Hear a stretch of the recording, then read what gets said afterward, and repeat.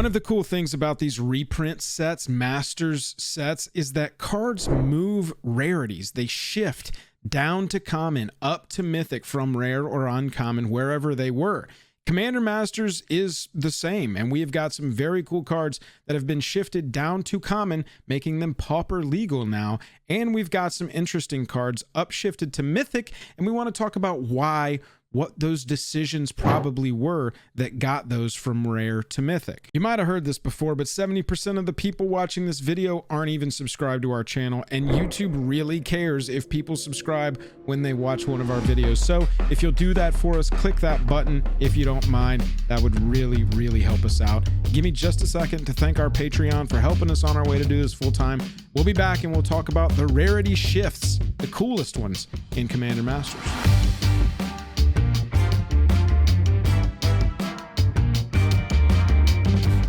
Highest level of gratitude to our patrons who power the channel through Patreon. Check out the Patreon link in the description to learn about monthly giveaways, VIP Discord access, and even our official playmat. Real quick, yes. If you're not familiar with shifting of rarities, downshifts, upshift, there are two main categories of these that can be very relevant for their own reasons. Cards that have been shifted up to mythic, meaning for some reason WotC wants to protect how much that card is worth in some way because it doesn't make sense for that card to be a mythic otherwise, or has never been a mythic. Occasionally that's because of a limited effect. They don't want some random card being at rare showing up like once a draft. They'd rather some of these cards show up every few drafts.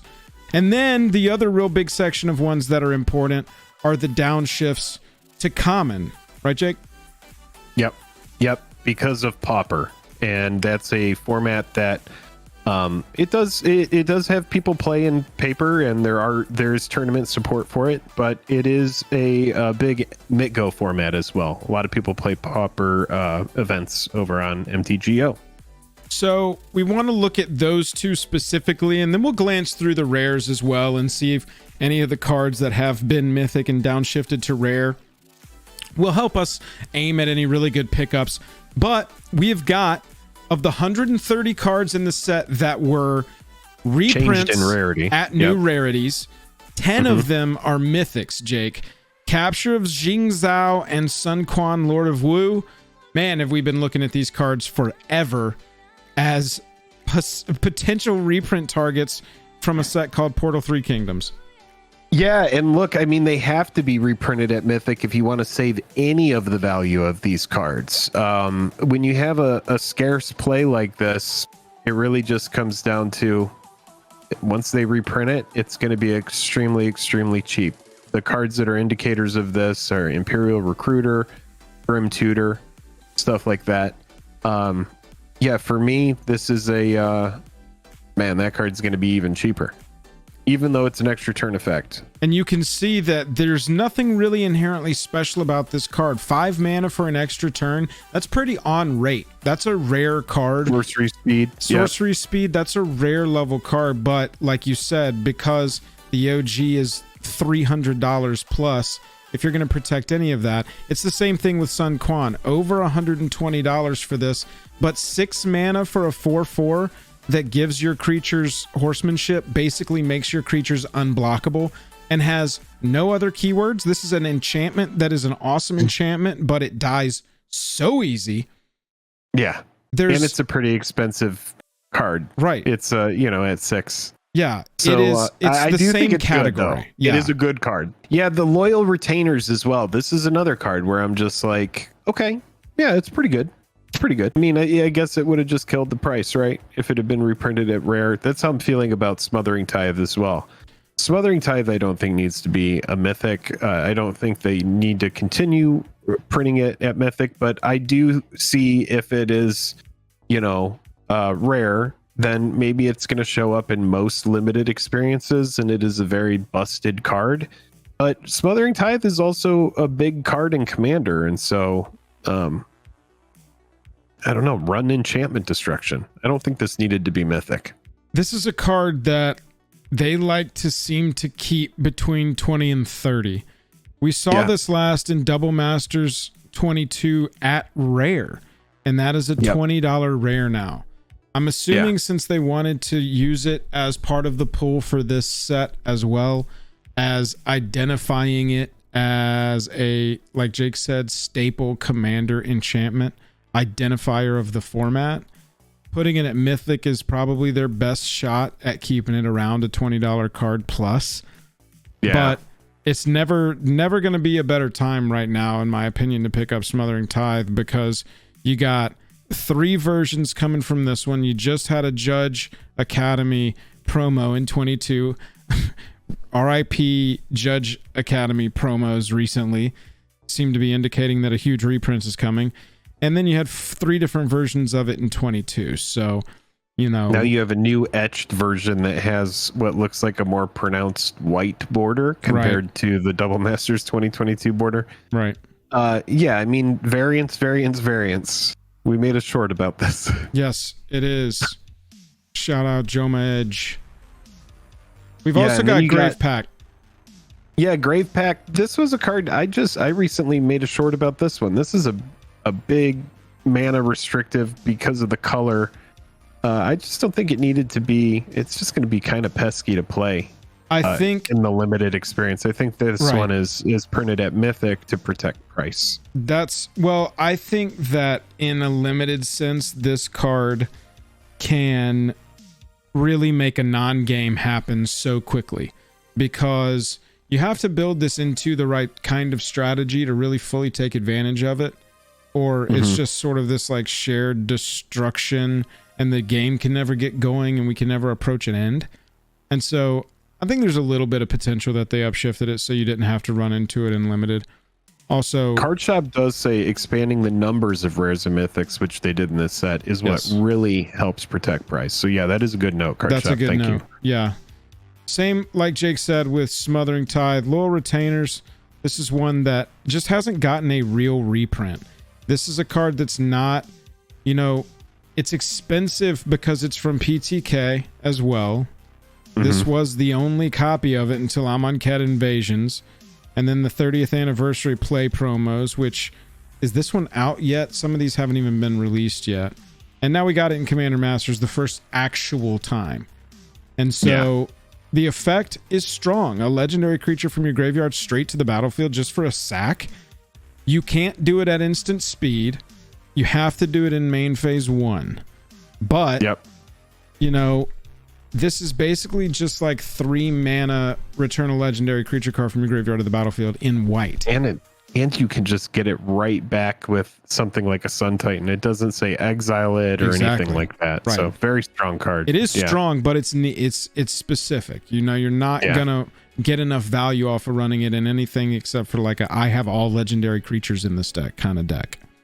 In which case, you should definitely run it. Oh, yeah. It should be one of the only non-legendary creatures in there, but it's one that, they're not going to really reprint into the dirt because they haven't done it yet. But we do get an etched. That's pretty cool. Extraplanar Lens. This is just such a scarcity play, y'all. Mirrodin was the only version we had except for the even rarer Kaladesh Invention. Right now, this foil etched version of Extraplanar Lens is selling for more than the Invention. Just please look at the prices of other comps before you buy a card, and do not buy Extraplanar Lens for $200. Yeah. That's just, that's my advice on this one. $20. It's at Mythic. That price is going to go down. Mirrodin, though. I mean, Jake, what do you think? This is a price protection upshift. This is we don't want to see Extraplanar Lens in limited because it's kind of hard to parse for newer players. Exiling lands you control. Yeah, I think it's just like it should make people ooh and ah because it's kind of like a mana rock, but really it's it's just super scarce. It should definitely be cheaper. The best version of that card should be way cheaper than the Kaladesh Masterpiece version, which is actually rare. Right. Hey, Brandon. What's up? Savage Beating only had a printing in Dark Steel. This is one of those scarcity reprints that got reprinted and upshifted. You can see that the upshift version is $15. It will go down. This is going to be one of the kind of womp mythics to open, I feel like, in the long term. I think so too, and I think at rare it might have just been too busted in effect, and it would have been in every pod, and there would always be this one big savage beating every game. Very and similar that's the to same way I Insurrection. feel about this. Yeah, it's like Insurrection every time. It would be pretty nuts if this were at rare as well. Yeah, that would be rough. Only Onslaught, Plane Chase, Commander 2011. It's a $10 rare, upshifted to Mythic and given a special version. I would target this special version at these same 10s in 6 to 12 months because that's a very cool take on it there on Kamigawa. That is really sweet. I really think that too is going to be sort of one of the want mythics to open, just because this feels like a limited mythic and not a value upshift mythic. Same with this. I think this wanted a reprint. It's only a $15 card though, a $12 card for the secret layer drop version with Kaito on it. But imagine seeing this once per pod, yo. I feel like this would just really let the salt flow. So making it a like, mythic make sure you grab your bribery, because we're always going to play the best thing out of somebody's library. And I mean, that's probably how it's going to go anyway. You know, it's like, but at Mythic, it'll be less. It will be less. And then we've got Spellseeker. Of this first group, only Battle Bond and Secret Lair. It was given a Judge gift card 2020. RIP the Judge gift card version. It's still cool. It'll still have value. No, it is cool. People still value those. You can see that the special version of Spellseeker, cool new art in the borderless treatment, is pre-ordering at about the same as the Secret Lair, but you can get an OG version for which we've gotten the exact same art for Commander Masters for 17. So look at this one again. This is probably a $10 mythic. Probably in a few weeks. Could be a very nice adjustment downward. But ETB, get an instant or sorcery with 2 value or 2 or less. People are going to like that. It's playable in a wide number of situations. So, yep, it grabs some of the most premium removal. Right. So I do like that. Yeah. Another cool place to look with this chat is the commons. These don't need to be sorted by price USD. They are all commons. 41 cards. There are some really good ones, dude. Yeah. I mean, those top 3 right there, All That Glitters, Generous Gift, and Ministrant, all very good cards. I mean, Mearsmith was a powerhouse in its day. It sure was. Chat, it's interesting to look at the cards that get reprinted down to common, because that's where the Pauper players live. And the Pauper players that's been a main storyline, I think, for this set, is that the Pauper love this set has provided has been pretty intense. All That Glitters, this was the first time where I just opened my eyes and went, wait, that's going to be a Pauper card now? Same with Generous Gift, destroy target permanent. Yeah, Generous Gift, a little bit more sideboard is like the vibe that I get from that card, because like the red-white Pauper deck, for example, is already pretty well refined. But I do think like Generous Gift will definitely make its way into a sideboard at minimum. Voltron style decks built on Boggle type frameworks. Yeah, man. Like, this card just made that deck much more powerful. Yeah. Much more powerful. Interesting seeing Murmuring Mystic at common. I love Murmuring Mystic at common. I actually am working on a short right now, and Murmuring Mystic is one of the cards featured in it.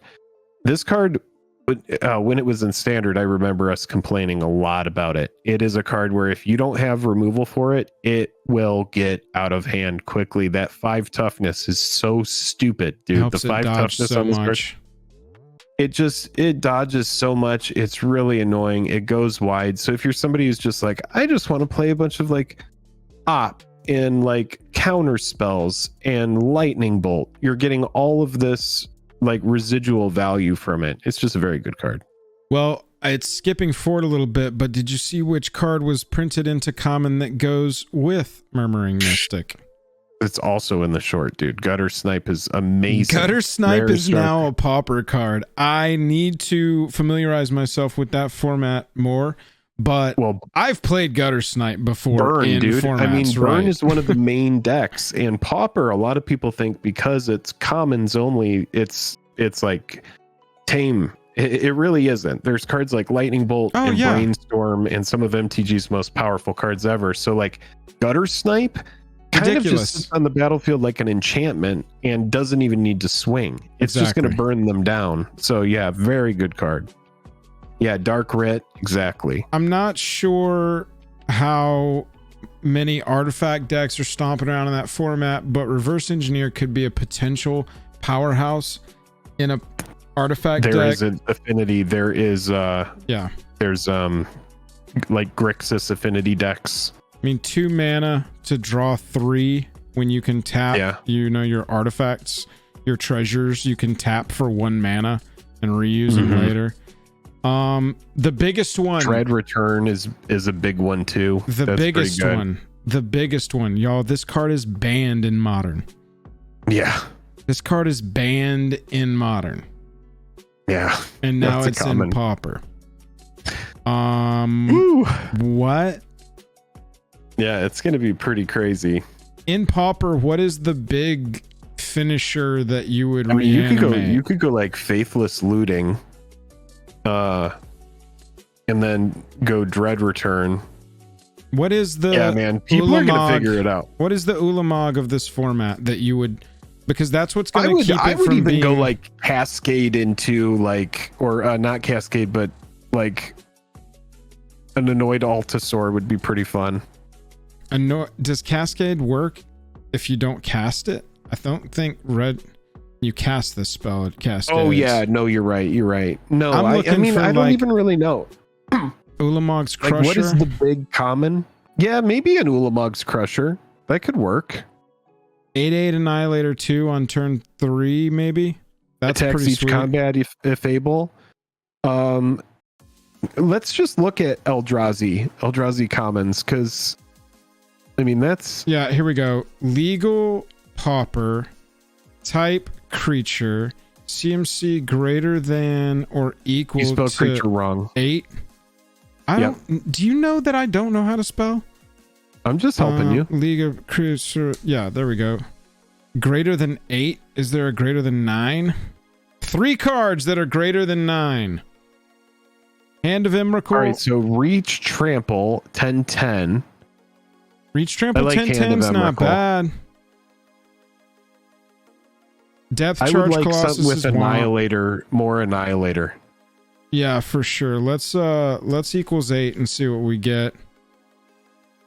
Trampling 8/9 Eldrazi Devastator.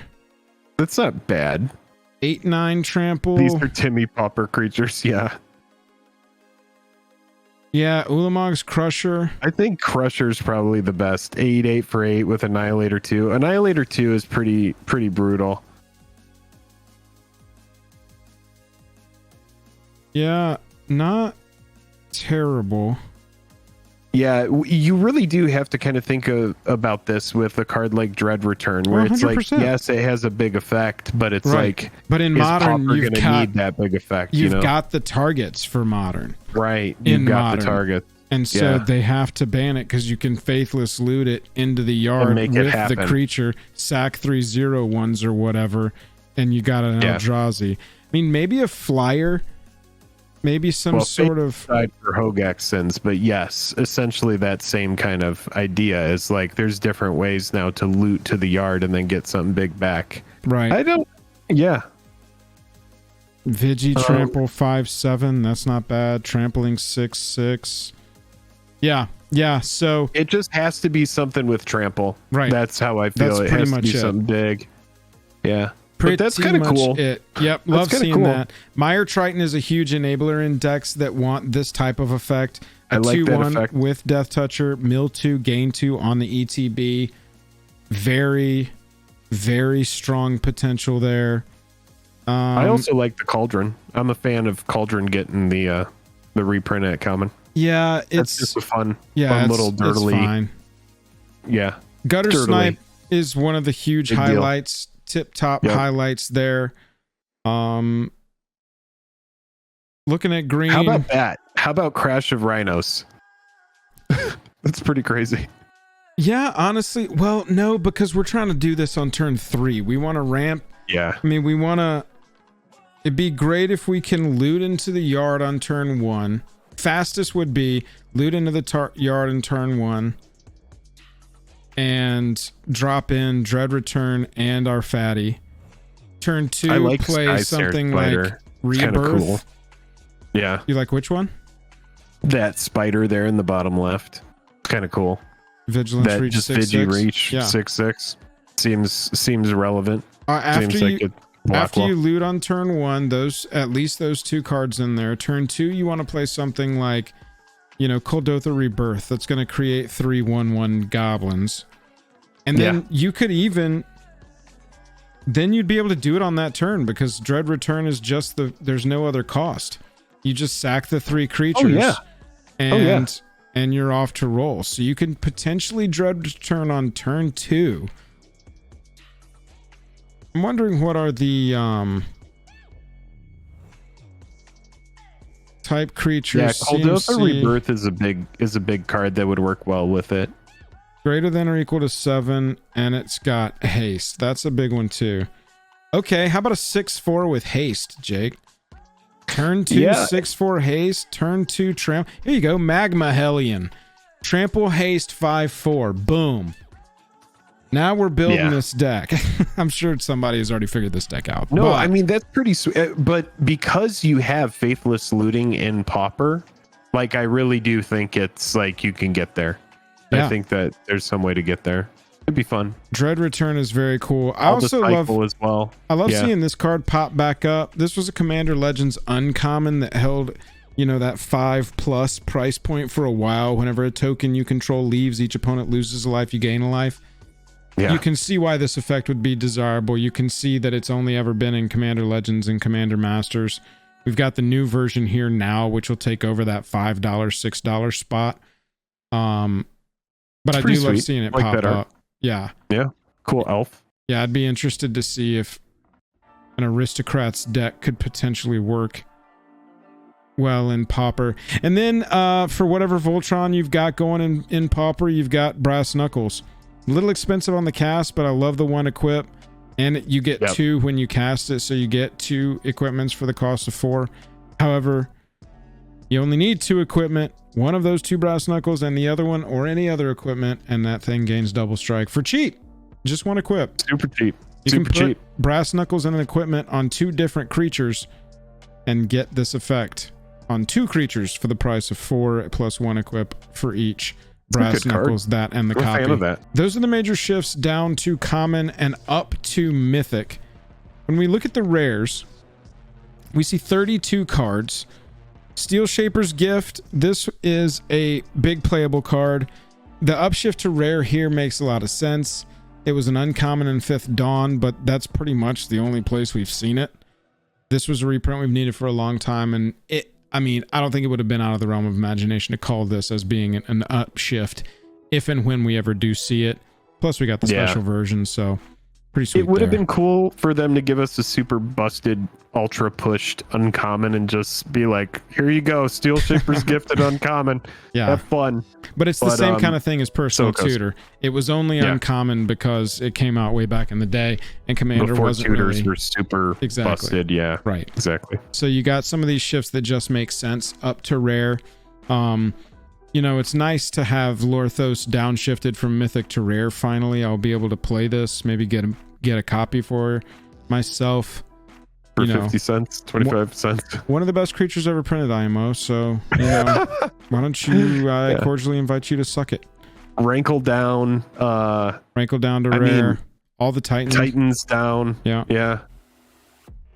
Lots of these stuff down. Well, lots of these commanders, lots of these were just pre-con mythic, right? They were mythic in set symbol only. They appeared in a pre-con. You knew you were going to get them. It was never about how often you saw them. They just are now rares. And so now that's kind of cool. I mean, this is one pretty wild. This one's crazy that we're going to see this more often than mythic level rarity in pods and stuff, because this is the kind of thing that'll be way easier to stick on the table in a pod in a draft, in a commander draft situation. I mean, basically, if you pull this, you should win because you need to build it all ramp, get to it fast, be able to protect it, and spend that mana to just take the game over. Once you this is a fun inclusion at Rare. See, this is what I'm talking about, like where WotC just puts a card in here and they're like, you know what, this card, and we don't care about the price, and it's just going to be a rare. This is one of the ones where I was like, okay, meaningful downshift. This is going to help the price of this. People are going to be able to get Zakama now. Rivals of Ixalan was the only place you could get it for the longest time. Super expensive. It was a mythic. And it got a profile picture too, didn't it? It did. We got a very cool profile picture on this one.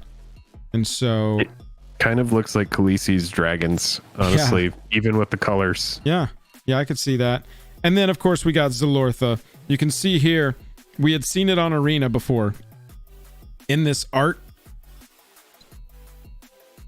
but never in print. It's Zalortha. So Chase Stone, who got commissioned back in Ikoria to draw Zalortha Strength Incarnate, and they were like, it's going to be a mythic dinosaur. He was like, hell yeah. And then his art was iced for years. Big hands. And so now we're getting to see Zalortha Strength Incarnate in all of its rare glory.